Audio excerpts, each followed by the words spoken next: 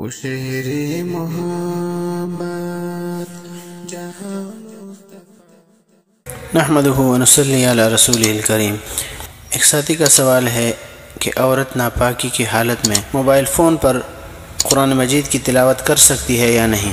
تو اس کا جواب یہ ہے کہ عورت کے لیے ناپاکی کے زمانے میں موبائل پر یا زبانی طور پر قرآن پاک کی تلاوت ناجائز ہے، اور جس وقت موبائل میں قرآن حروف نظر آ رہے ہوں تو ان حروف کو ہاتھ لگانا بھی جائز نہیں ہے۔